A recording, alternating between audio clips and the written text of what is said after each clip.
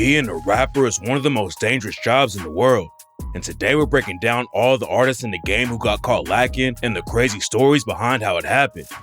Lil Tjay blew up off tracks like Call on My Phone, but a lot of fans had no idea how strong his street ties were until he got caught lacking and almost died in 2022.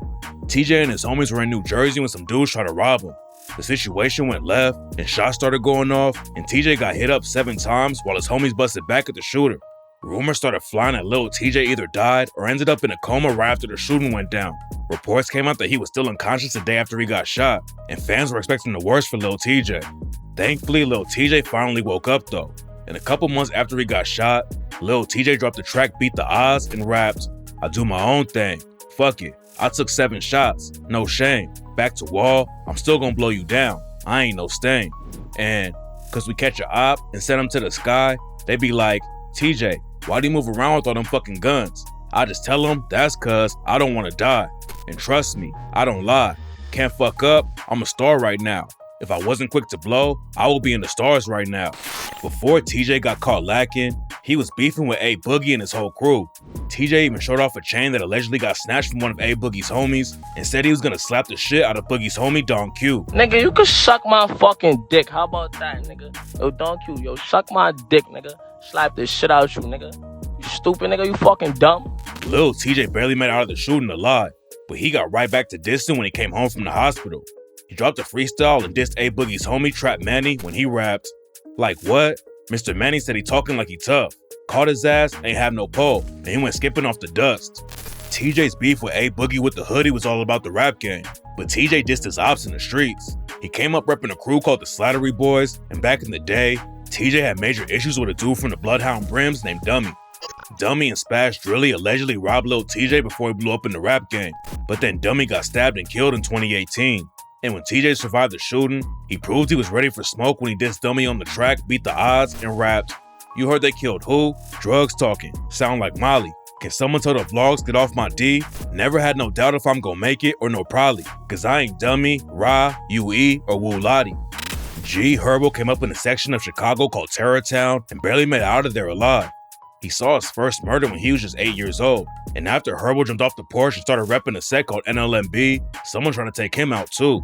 Back then, NLMB was beefing with a set called Kill to Survive, aka KTS, and it all started in 2008 when NLMB allegedly killed a dude from KTS named Lil Pez.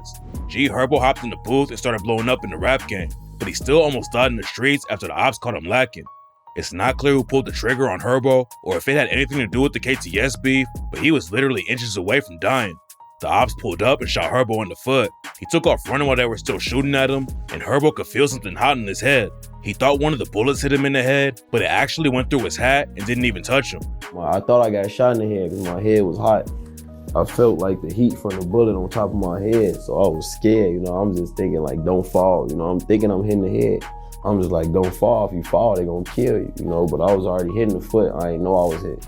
Luckily, Herbo made out of the situation alive, but rumors said that the ops put 10K on his head back in 2014, and he almost got killed by a girl named KI. KI was affiliated with the GDs and STL EBT, and was allegedly putting all kinds of pressure on the ops.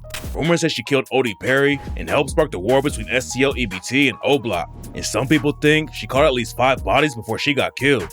KI was allegedly doing hits for cash back in the day, and some DMs leaked where KI was telling someone that she would charge 10K to take out Herbo.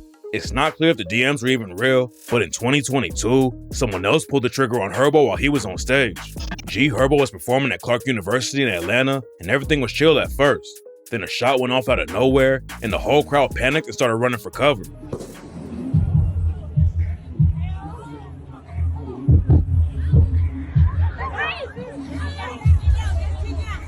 Nobody knows if the shooter was really aiming at Herbo, but luckily he made it out of the situation alive and hasn't been caught lacking since.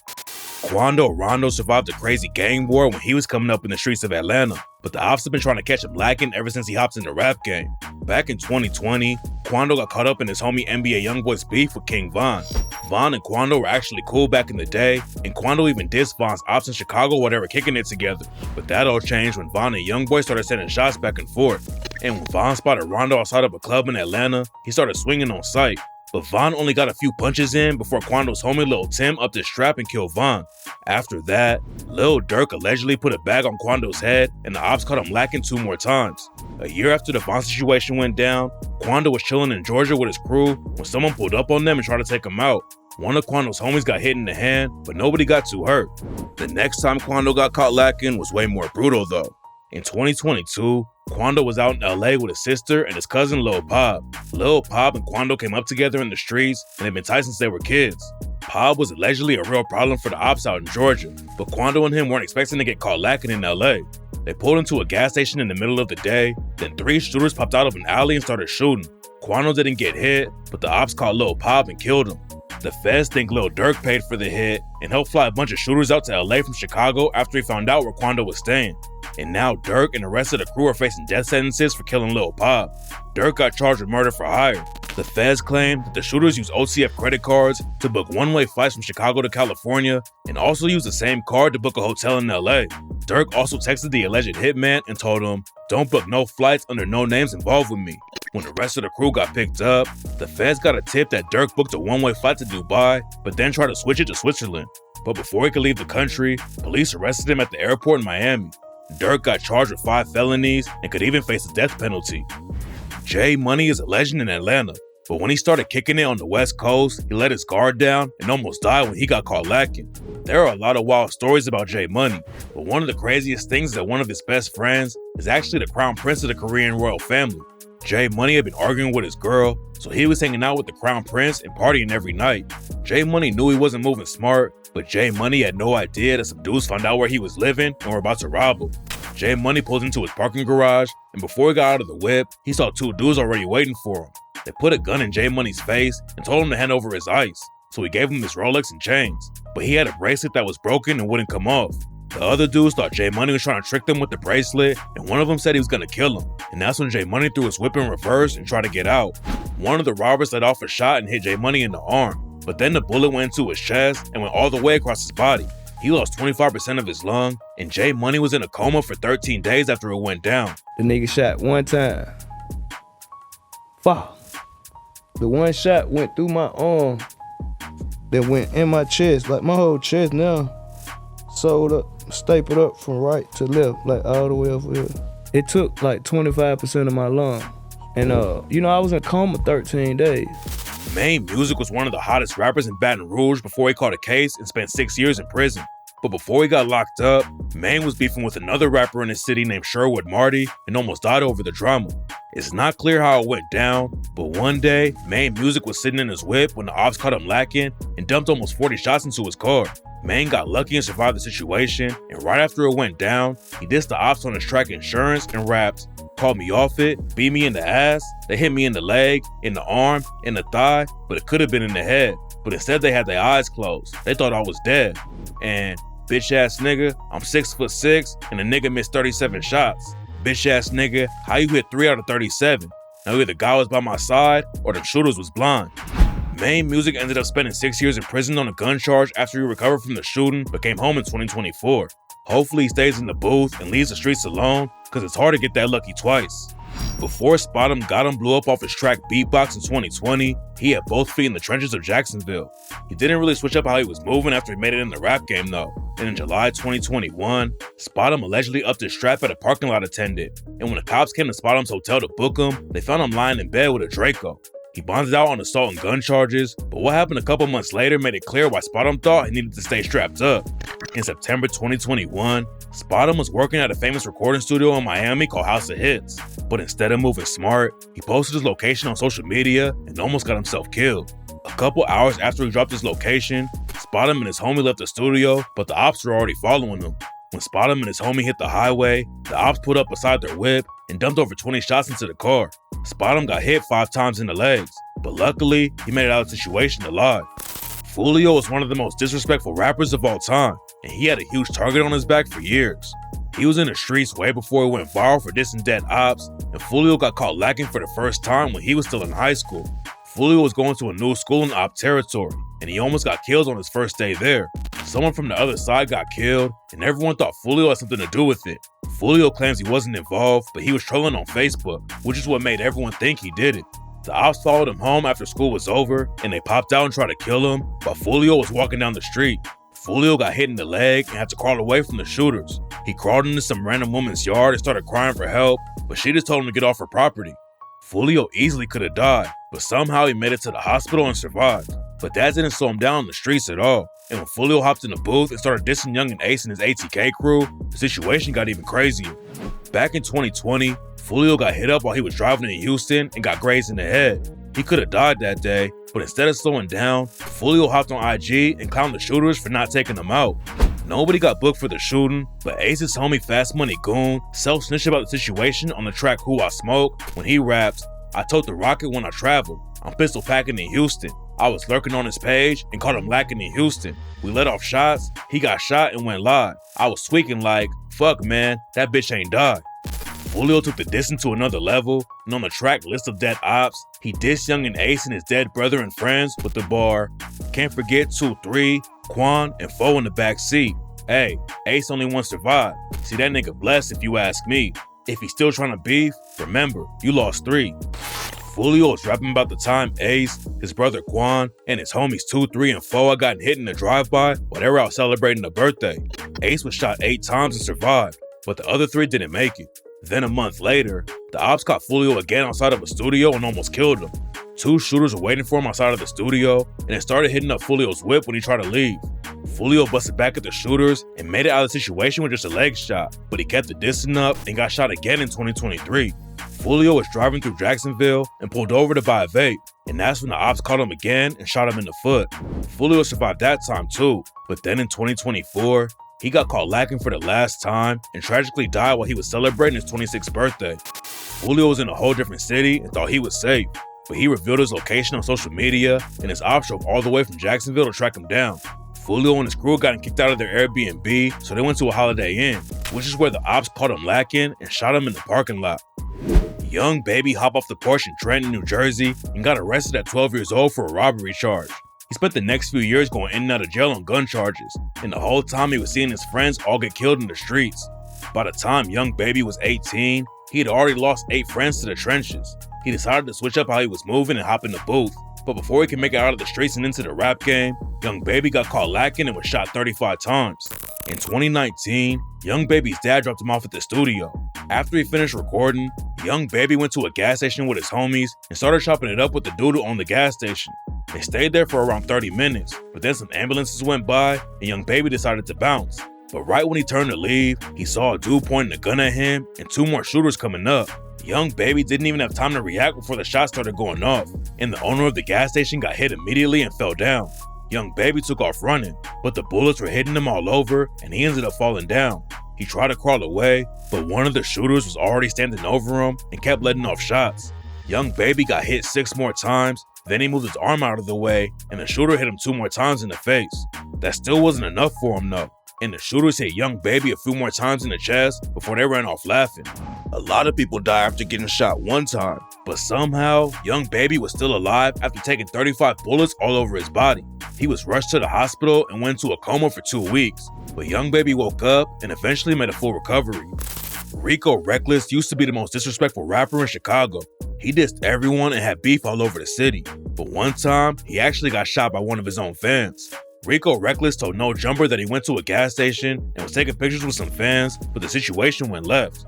According to Rico, while he was posing with some dudes for a photo, one of them said he didn't know that Rico really wore his chains outside and said that he wished he had a strap with him. Like, you got into an argument in the gas station, or it was just some bullshit where everybody was acting like... trying to take a picture, and then one of them had said something slick doing the picture, so it was like... What'd he say?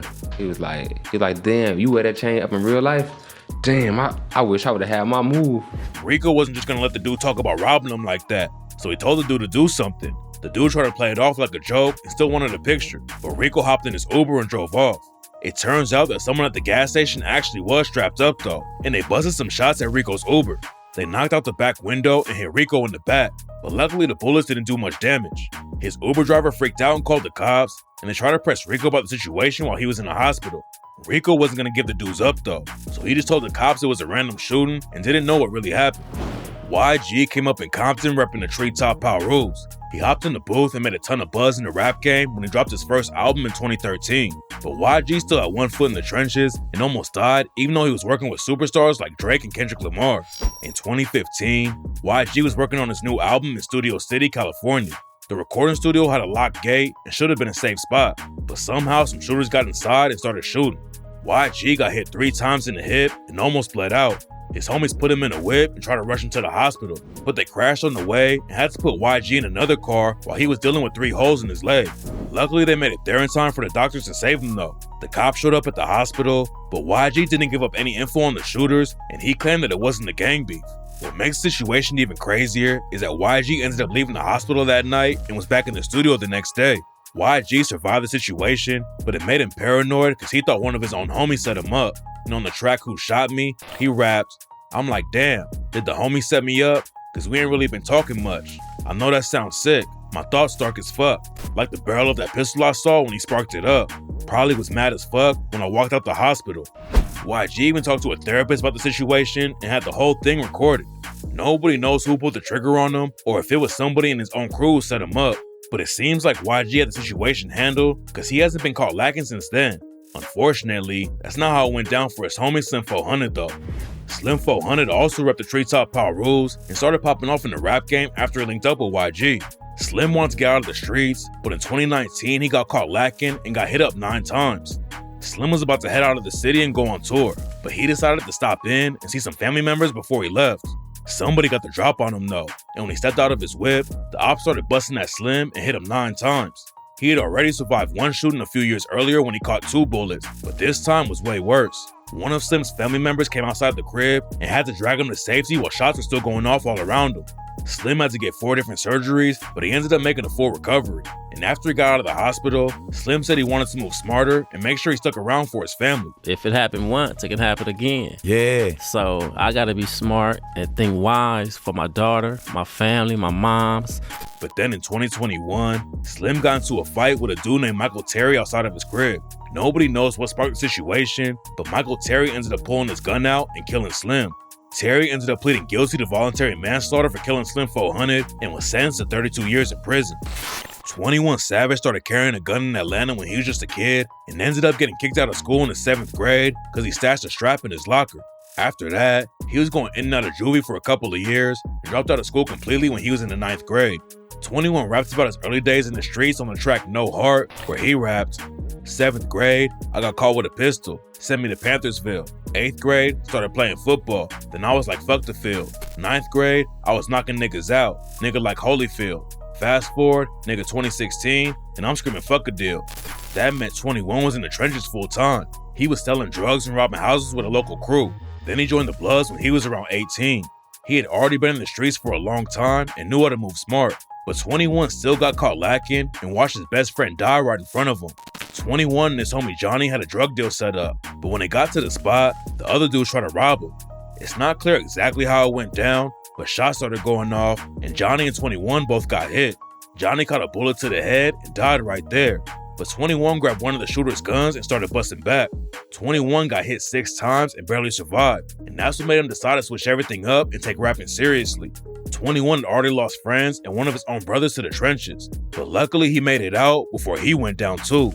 After Chicago drill popped off and changed the whole rap game, fans got used to rappers getting shot because almost everyone was really in the streets. But back when 50 Cent blew up, nobody ever heard of a rapper who got hit 9 times and lived to rap about it.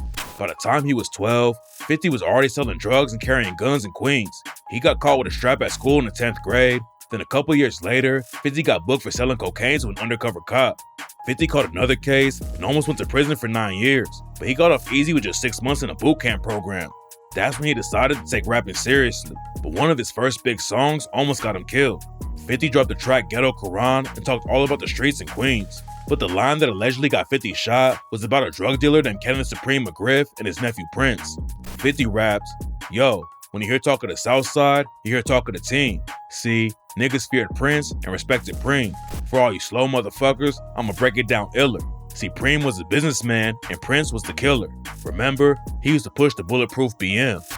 Supreme was a big-time drug dealer who ran a crew called the Supreme Team and operated out of the Baisley Park Projects in South Jamaica, Queens, the same hood where 50 grew up. Supreme did some time in prison for drug trafficking, and when he got out, he wanted to go legit. so he linked up with Irv Gotti and Murder Inc. Records because he wanted to make a movie. Supreme started spending a lot of time with Ja Rule, who was signed to Murder Inc. 50 took that as a sign of disrespect because Ja Rule was one of his ops, which is part of the reason he raps about him on Ghetto Quran. Supreme was pressed that 50 was talking about his business on record like that, and he allegedly tried to get everyone else to blackball 50 in the industry. The plans didn't work out, and 50 was becoming the hottest rapper in the game. So in 2000, Supreme allegedly sent a shooter at 50. 50 was leaving his grandma's crib one day when a shooter rolled up and started busting at him. 50 got hit 9 times and barely survived, but when he recovered and hopped back in the booth, he was bigger than ever. Supreme allegedly hired a dude named Hamo to kill 50, and 3 weeks after 50 got hit up, Hamo got shot and killed. Nobody was ever booked for pulling the trigger on 50, but he pretty much confirmed what went down on the track Many Men when he rapped, "I ain't gonna spell it out for you motherfuckers all the time. Are you illiterate, nigga? You can't read between the lines? In the Bible it says, what goes around comes around. Hamo shot me, 3 weeks later, he got shot down. Now it's clear that I'm here for a real reason, cause he got hit like I got hit, but he ain't fucking breathing." 50 wasn't the only dude in G-Unit who got caught lacking though. Before he linked up with 50 Cent and joined his crew, Young Buck had a deal with Cash Money Records in 97, then another deal with Juvenile's label UTP in 2000. Young Buck was making some money in the rap game, but he was still moving weight in the streets. And in 2000, the ops kicked in his doors at his trap house and almost killed him. Buck told DJ Vlad that he was sleeping on the floor at the trap house when someone kicked in the door at around 1 a.m. The dude who owned the crib had to leave the city for a few days, and before he left, he told Young Buck to wear his bulletproof vest. Buck wasn't wearing the vest, but he did have a shotgun laying on the floor next to him. But before Buck could grab the gun, the dude who kicked in the door spotted it and put his chopper against Buck's body. Buck hopped up and ran to the kitchen, and one of his homies busted at the dude who broke in and hit him a couple of times. The shots didn't knock him down though, and the dude with the chopper started spraying the whole crib up. Young Buck got caught a couple of times, and one of the bullets almost chopped his arm in half, but his homie kept busting at the shooter and made him run out of the crib. Young Buck survived and linked up with 50 Cent, but his career fell off after 50 kicked him out of G-Unit, and Young Buck allegedly went back to the streets and got caught lacking again in 2012. Nobody knows much about how it went down, but in 2012, Young Buck was back in his hometown of Nashville, and somebody hit him up in a drive-by.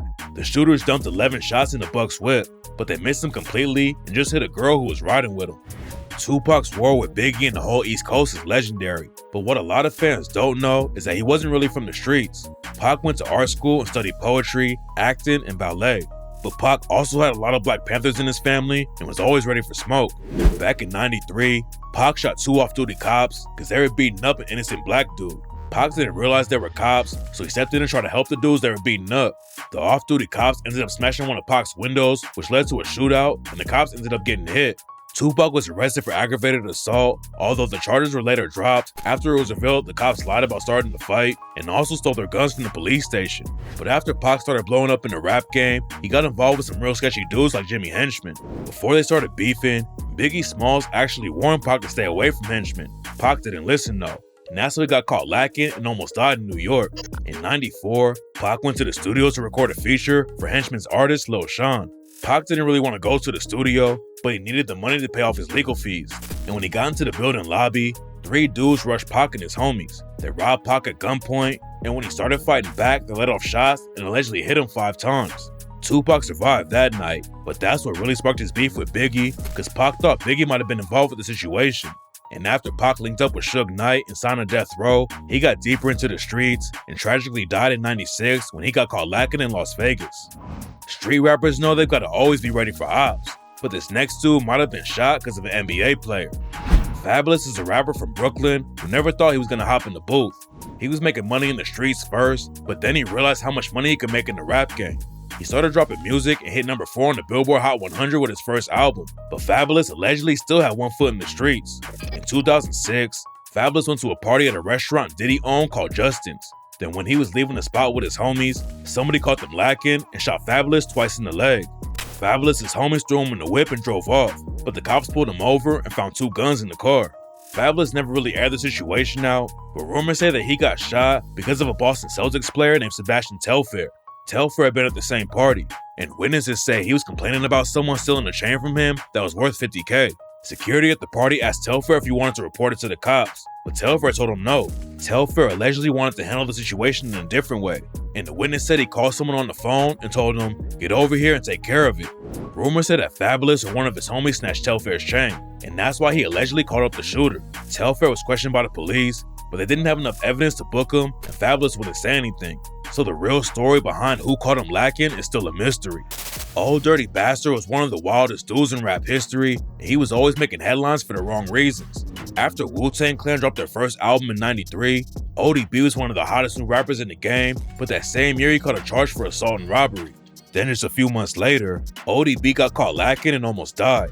It's not clear how the situation went down, but ODB was allegedly arguing with another rapper in Brooklyn when somebody upped the strap and shot ODB in the stomach. Luckily, he made out of the situation alive, but that wasn't the last time he got caught lacking. A few years later, ODB was at his girlfriend's crib when two robbers kicked the door in and tried to take ODB's jewelry. ODB really came up in the streets and wasn't gonna go down without a fight, but then one of the dudes shot ODB and ran out of the crib. ODB was rushed to the hospital, and the doctors were worried that the bullet had hit one of his lungs. They wanted to keep him in the hospital for a while so they could make sure he was all good. But after a couple of hours, ODB just grabbed his clothes and walked out the door. That wasn't the end of the drama though. Just a few days later, ODB got booked for stealing a pair of $50 sneakers in Virginia, even though he had $500 in cash on him. Then a couple weeks later, ODB got pulled over and caught a charge for attempted murder. Nobody really knows what the case was about though, and the whole thing ended up getting dropped without any details coming out. ODB was wilding out back then, and in January '99, the cops almost killed him. ODB got pulled over while he was driving through Brooklyn, and two cops shot 8 rounds at him. They claimed that ODB upped his strap at them first, but it turned out that they just saw ODB's cell phone and got scared because they thought it was a gun. The game is a legend on the West Coast, but he almost died before he ever hopped in the booth when the ops caught him lacking. Game came up in Compton, and both of his parents repped the Crips. Game's big brother joined the Power Root Bloods though, so Game followed his brother into the streets and repped the Bloods too. Compton has always been wild, and Game was around violence his whole life. His uncle was murdered right across the street from where Game lived, then his dad started using PCP, and the situation at home got even worse. One time, Game saw his mom try to kill his dad with a shotgun, but she ended up blowing a hole into the ceiling instead. Game tried to escape all the drama and got a scholarship to play basketball at college, but he got kicked out for selling weed, and that's when he jumped in the streets full time. Game was moving a lot of weight in Compton, and in 2001, some dudes broke into his stash house and shot him 5 times. Game allegedly busted back at them, but he ended up passing out from the blood loss and spent 3 days in a coma. Game thought he got set up, and on the track from Adam, he rapped, "I usually play Xbox with the gun cocked. I'm cool with taking mine, but I took another nigga's gunshots. Chest wide open, I'm trying to fight, but my lungs not. Hole in my chest, about the size of a kumquat. I know who shot me, cause I shot them, but who set me up?" Nobody knows who set the game up that night, but getting shot like that is what made him switch everything up and start rapping instead of staying in the streets. Waka Flocka Flame was a good kid when he was young and had good grades in school, but then his brother died and everything changed. When Waka was 13, his little brother snuck out of the house and tragically got killed when a car ran over him. Waka hopped into the streets full time after that, and on the track Hard in the Paint, he raps, "Nigga with an attitude like Easy and Cube. When my little brother died, I said fuck school. I picked the burner up, then I grabbed some marijuana. 2 years later, screaming now I'm here, your honor." Eventually, Waka decided to start rapping, and when he linked up with Gucci Mane, he took it to the next level and became one of the hottest new artists in the game. But even though he was on his way up in the industry and had a target on his back, Waka wasn't moving right and almost died when he got caught lacking at a car wash. In 2010, Waka was in a part of Atlanta he knew he shouldn't be chilling at. He let his guard down while he was sitting at a car wash, and that's when a dude ran up on him and stuck a Glock in Waka's face. Waka started handing over his ice, but the strap on his Rolex was messed up. So Waka planned on acting like he was gonna take it off and then rush the dude instead. The plan went left though, cause when Waka tried to grab the dude's gun, he pulled back and let off a shot. The bullet went into Waka's arm, through his lung, and out of his back, and he hit the ground and thought it was all over. Luckily, Waka survived though, and he said that moment is what changed his life forever and made him finally leave the streets behind. He was already making rap money, but Waka wanted to buy some bricks and keep moving weight in the trenches. But after the shooting, Waka realized he was gonna end up dead if he kept moving like that, so he hopped in the booth full time and never went back. A lot of rappers have been shot, but Cameron is the only one who got caught lacking and then had a press conference to clown the shooters. Cameron started rapping in the 90s and was part of a crew with Big L, Mace, and Bloodshed called Children of the Corn. Then Cameron linked up with Biggie Smalls, and that's how he got his own solo deal and took everything to the next level. By 2005, Cameron was already a legend on the East Coast, but that didn't stop some dudes from trying to jack his Lamborghini while he was in Washington, D.C. Cameron had a show at Howard University. Then later that night, he was driving around the city in his Lambo. Two dudes pulled up on him and told Cam to give them his whip. And when Cam said he wasn't getting out, one of the dudes upped his strap and shot Cam. Cam took off driving down the wrong way of the street and flashed his headlights to get help. A fan stopped and drove him to the hospital. And when Cam got the bullets taken out of his arms, he held a press conference and dissed the dudes who shot him. Did you hear the guy say he was trying to jack him? Like, get out the car. Give me the car, fool. I said, get the fuck out of here. Murked out. Nobody knows who pulled the trigger on Cam that night, but on the track, You Gotta Love It, Cam blamed Jay-Z for sending shooters at him and raps, "First, you stole Rockefeller from Dame. Second, you stole Kanye from Dame. Third, you stole Rockaware from Dame. Fourth, I seen a nigga throw that diamond up before them shots was fired." French Montana was born in Morocco, but started hustling in New York when his family moved to the Bronx. French's dad didn't like living in America and wanted to go back to Morocco, but his mom wanted to stay and give the kids a better life. So French's dad left on his own, leaving his mom to raise the kids solo. French's mom was trying to support the family, but she was on food stamps and barely making any money. So French Montana got active in the streets and started selling drugs to help out. At the same time, French Montana started battle rapping in the streets and was getting some buzz on his name. But right when his career started to pop off, French Montana got caught lacking and almost died from a headshot. French Montana was leaving a studio in the Bronx when two dudes popped out and attacked him. One of them let off a shot and hit him in the head, but French Montana kept fighting and wrestled the shooter to the ground. The other dude tried to shoot French Montana too, but he ended up shooting his own homie and killing him instead. After it was over, French Montana was rushed to the hospital and almost died. He spent a few weeks in the hospital recovering and got hit with a murder charge.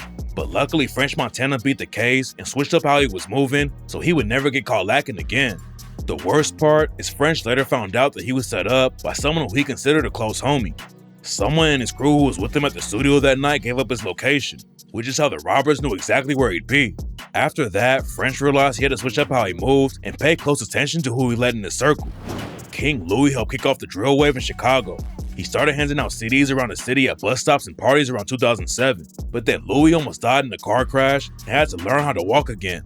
Louie got back in the booth after he recovered and started running up big numbers on YouTube. Then when the drill wave popped off, King Louie was one of the biggest names in Chicago, and Kanye even shouted him out on the Don't Like remix.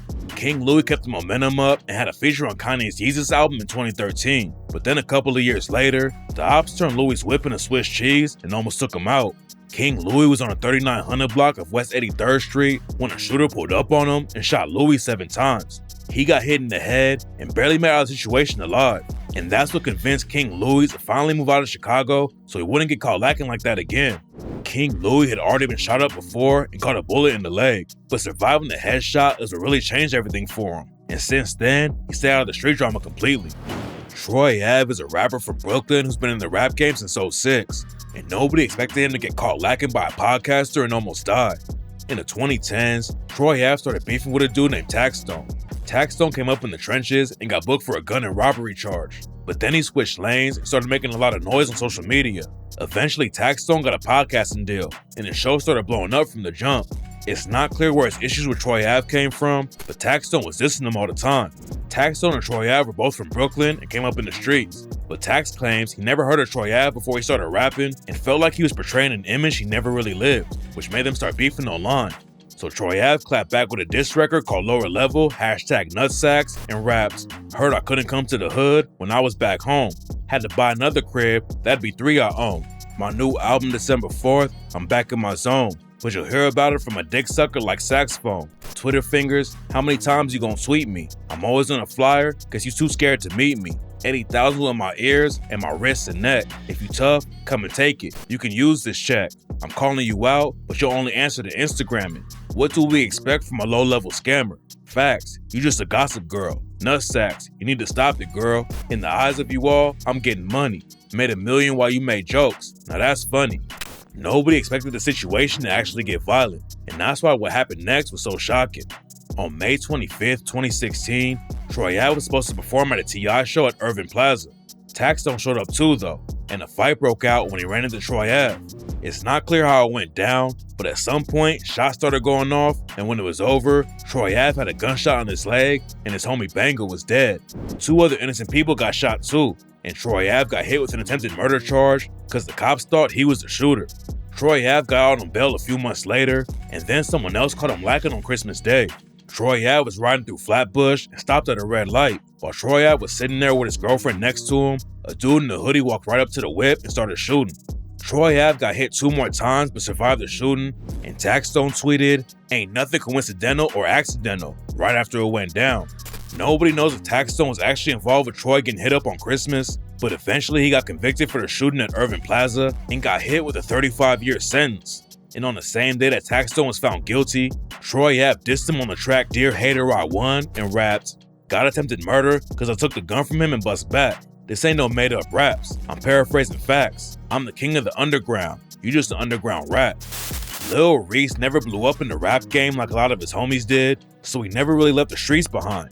By 2019, Lil Reese's homies like Lil Durk and Chief Keef had made millions in the rap game, but Reese's career never took off. And in November 2019, someone chased Reese down and tried to take him out. According to witnesses, someone caught Reese in traffic and started shooting. Reese got hit up but survived. And the day after he got out of the hospital, he dropped the track Come Outside and raps, "It's gonna be a homicide. Ain't gotta make one call, they all gonna ride. Better not let a nigga take your shine. High off the perk, I'm floating. Smoking that Tuka, I'm choking. You better not think we ain't toting." Lil Reese had recorded the track before he got shot though, cause one of the bullets hit him in the neck and he couldn't even talk for a few months. That wasn't the last time Reese got caught lacking though. A couple of years later, Reese and his homies allegedly stole a Dodge Durango, but the owner tracked them down with his GPS and found Reese and the other dudes in a parking garage. It's not clear how it all went down, but both sides started shooting, and Reese almost got blinded because a bullet grazed his eye. Getting shot was bad enough, but then the situation got even worse for Reese because everyone was clowning him for being broke and stealing the whip. 6ix9ine even started a GoFundMe to help Reese buy a car so he wouldn't get caught lacking in the streets again. Reese was getting clowned like crazy, but he told DJ Vlad that he didn't have anything to do with the stolen whip. According to Reese, "The person who was pulling up to sell me some weed ain't never supposed to pull it up to my crib, cause I never let that nigga pull up to my crib or no shit like that. Like, I tell him like pull in my garage. As we like on the 5th entrance, a nigga run up out the cut and knock my window out by shooting. Some people running up to me like, he stole our car. Yeah, it was him. It was him with their phone out. Like, yeah, it was him. It's Lil Reese. It was him. He stole our car. I'm like, what the fuck? I'm like, I ain't gotta steal no car. Get y'all goof ass on. now Reese is facing a new case in Texas and could end up in prison, but at least he hasn't been caught lacking again. Young Dolph was already a legend in Memphis before he tragically died, but he had a target on his back for years. It all started because Yo Gotti wanted to sign Dolph to a CMG label, but Dolph turned him down. They already had a connection through the streets because Dolph used to be the plug for Gotti's brother, Big Jook, but Dolph wanted to make his own lane and stay independent in the rap game. Yo Gotti started hating on Dolph after that, and they were sending shots back and forth on social media and in the booth. Gotti had signed another Memphis rapper named Black Youngsta, and he started taking shots at Dolph too. Dolph dissed both of them on the track Ready and raps, "Any nigga that record when it's time for gangster shit, he the police. And I fucked your boss man baby mama, same hotel for 4 weeks. Never sent a little boy to take care of grown man business. If I was you, I'd be mad at me too, so I ain't tripping." Then he took the disrespect to another level when he dropped Play With Your Bitch and said, "Don't play with me, ho Gotti, you a hoe, man. You went from my biggest fan to my biggest hater, begging me to sign with you, but I had too much paper. Still that same nigga that used to front your big brother. Found out he a bitch too, now I call him your big sister. And they said them pussy niggas on your team are in your drawers. They say you make them pussy ass niggas call you boss, but they can't call you king because that's Dolph." Then one day after the video for the track dropped, someone dumped 100 shots into Dolph's whip while he was in North Carolina, but Dolph didn't get hit. The cops booked Black Youngsta for the shooting, but they had to drop the case because there wasn't enough evidence. Dolph kept on clowning Gotti, Black Youngsta, and the rest of their crew. And just a couple months later, they caught him lacking again, and one of Gotti's homies allegedly shot Dolph when they ran into each other in LA. The charges got dropped again because Dolph wouldn't work with the cops. And unfortunately, Dolph didn't make it out alive the next time he got caught lacking. Gotti's brother Big Jook allegedly put a bag on Dolph's head, and in 2021, 2 shooters pulled up on him at a cookie store and killed Dolph in broad daylight. Dolph's brother busted back at them, but the shooters took off and did the race. It didn't take long for the cops to catch up to him though. Cornelius Smith and a rapper named Straight Drop were booked for pulling the trigger on Dolph, and a dude named Hernandez Govan was allegedly the one who set the hit up. Cornelius Smith told the cops everything and said that Gotti's brother Big Jook put the hit on Dolph. Then Govan hired Straight Drop and him to actually slide on Dolph. Big Jook ended up getting killed before the trial went down, but Straight Drop, Hernandez Govan, and Cornelius Smith all got hit with murder charges. Straight Drop took it to trial and lost, and the judge hit him with a life sentence and another 35 years on top of that. Yella Beezy's been rapping since he was 13 years old, but he started making money in the streets way before his rap career popped off. Yella's dad was murdered at his house on Mother's Day when Yella was just 12. Yella tried to make it out of the streets through football and wanted to go pro, but instead he got even more active in the streets and linked up with the Crips when he was in high school. It took a while for Yella to make any noise in the rap game, but in 2017, he dropped the track That's On Me and hit number 37 on the Billboard Hot 100. That track earned him a deal with LA Reese label Hitco, and Yella kept the momentum going with some more hits. But right when it looked like Yella was about to make it out of the streets, somebody caught him lacking and almost killed him on the highway. Yella told DJ Vlad that he had just left the club and was on his way home when it went down. Yella said his homies were going to another club that night, but Yella knew he shouldn't be there, so he decided to just go home instead. Yella was trying to move smart, but he still got caught lacking. After he hit the highway, Yella had to slow down and look at his phone for directions, and that's when somebody pulled up on him and dumped over 20 shots into his whip. Yella got hit in the leg, his arm, and his back, and one of the bullets barely missed his heart. Yella made out of the situation alive, but he still has 2 bullets inside his body that the doctors couldn't take out. Yella survived getting hit up, but a rapper he was beefing with didn't get so lucky. Mo3 was another rapper from Dallas, and rumors say his beef with Yella Beezy started because of Mo3's homie Roy Lee. Roy Lee was just a comedian and wasn't involved with the streets, but he was always making fun of Yella Beezy. Then in 2018, somebody shot Roy Lee in the leg and he died a couple weeks later. Yella Beezy got hit up just a few days after Roy Lee, and Mo3 dissed him on the track Word Around Town when he rapped, "Word around town that somebody got found, slumped over in the car, body stretched on the ground." Then Mo3 took more shots at Yella on the track 219 and rapped, "In the city they talking, they know what I did. I hit up that rapper, you made him famous. Yeah, he barely made it, but will not again." Mo3 was also beefing with Yella Beezy's homie, Trap Boy Freddy, and they allegedly got into a shootout in September 2020 at a club. Then just a couple months later, somebody caught Mo3 lacking on the highway and killed him in traffic. Rumors say Yella Beezy and Trap Boy Freddy weren't involved though, and it was a personal beef that got Mo3 killed. It's not clear who pulled the trigger on him, but his death almost got another rapper killed too. After Mo3 died, Boosie went to Dallas to be at the funeral. Then while he was in town, somebody caught Boosie lacking and shot him in the leg. It's not clear if the situation was related to Mo3's death or not, but Boosie said he woke up in the hospital and didn't remember anything about the shooting. I don't know, man. I woke up and I was shot. I was in the hospital. A lot of street rappers had wild come-ups, but Bankroll Freddy's was seriously crazy. Freddy's dad was a dope dealer in Arkansas, and when Freddy was in the 1st grade, he told his teacher that he wanted to be a drug dealer like his dad. Freddy saw his first murder when he was just 9 years old. He was walking down the street when he saw one of his cousins chasing her own brother with a butcher knife and stabbing him to death. Freddy said he lost 15 friends to the streets, and the ops caught him lacking a couple of times too. Back in 2017, Freddy got into a fight at the casino. The other side left the spot, but Freddy didn't know they were coming back with guns. He got in his whip to leave, then they pulled up on Freddy and aired his whip out. Freddy caught a couple of rounds and had to spend the night in the hospital, but the next time he got caught lacking was way worse. Nobody knows how it actually went down, but in 2021, Freddy got hit up again and almost got paralyzed. Luckily, that's not how it went down, but Freddy still kept one foot in the trenches and got sentenced to over 12 years on a drug case he got booked for in 2022. Bronx drill took over the game for a while because everyone was shocked by how crazy the whole scene was. Crashing out and rapping about it put a lot of eyes on Bronx drill, but it's also why most of the hottest rappers ended up in jail or got caught lacking. Before he got locked up on a murder charge, Cake Flock was one of the biggest faces of the Bronx drill wave and was always going after ops. He had beef with a crew called the YGs, and Cake Flock used to diss a rapper from the set called Raw G's all the time. Cake Flock and Raw even went live on IG together to send shots at each other. Then Flock went spinning in YG's territory while he was live on IG. Raw G told Flock to come back if he really wanted smoke, but then Flock's homies allegedly caught Raw lacking and chased him down the street.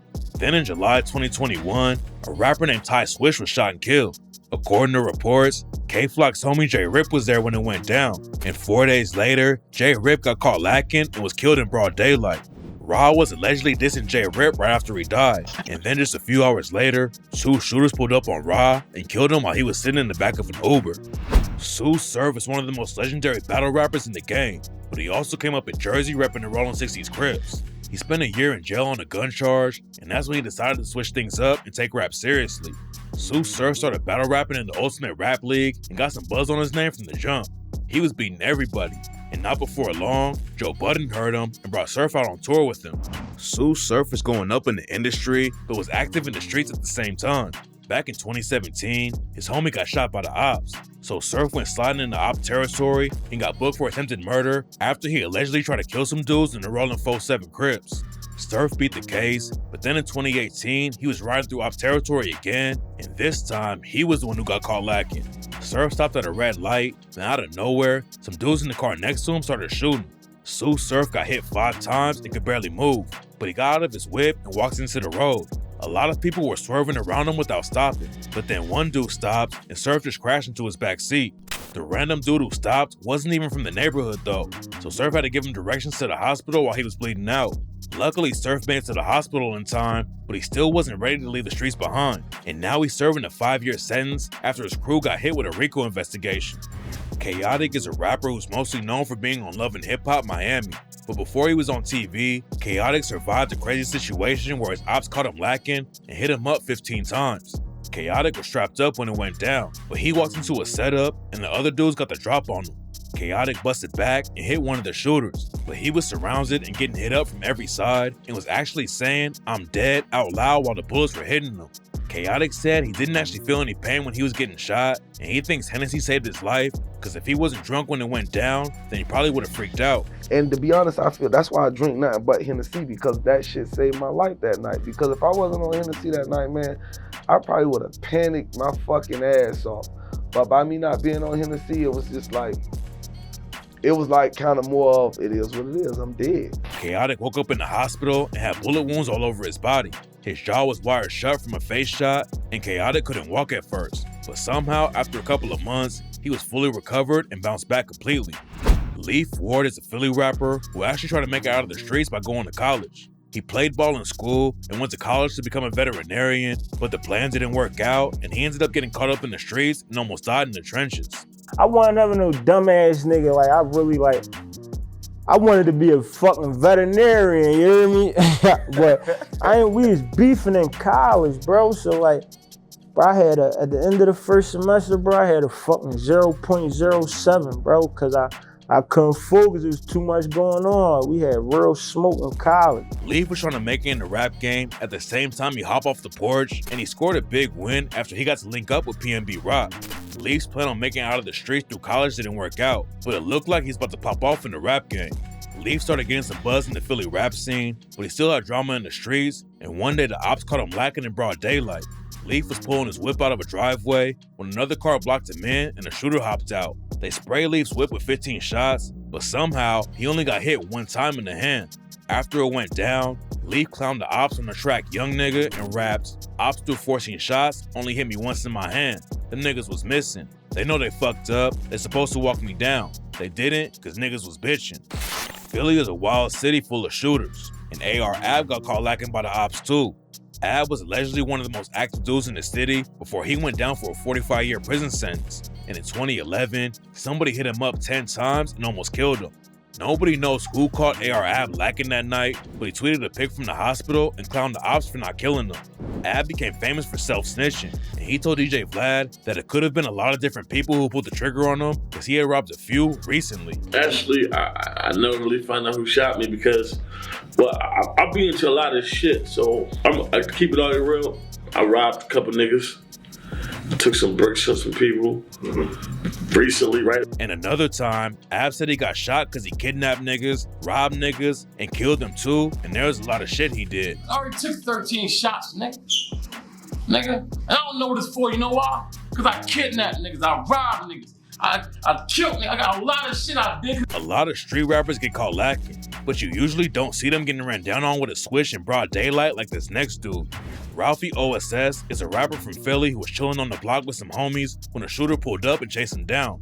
As soon as the shooter hopped out of his whip, Ralphie saw him up the strap and took off running. But the shooter caught him in both of his legs and Ralphie hit the ground. Ralphie popped up and made it inside the shop. And when the shooter tried to chase him down, someone in the shop started busting back. The shooter backed off and tripped over a scooter. And that's when his clip fell out of his gun. Ralphie ran back out of the store right after that, and the shooter hopped back in his whip and got away. The video blew up and went viral, and everyone was wondering why Ralphie ran out of the shop even though the shooter was still there. And in an interview with Say Cheese TV, Ralphie said there was an old man in the shop, and Ralphie didn't want him to get killed, so he ran back outside to save the old dude. Old head was in there, I'm coming his way. He like, oh my God, he get on the ground and shit. So I'm like, damn, cuz behind me, I'm like, damn, I'm gonna get old head killed. So I got, like, when he get on the ground, I jump over and like, fuck it. If I'm gonna die by myself. I ain't gonna get old head killed like on some weird shit, so.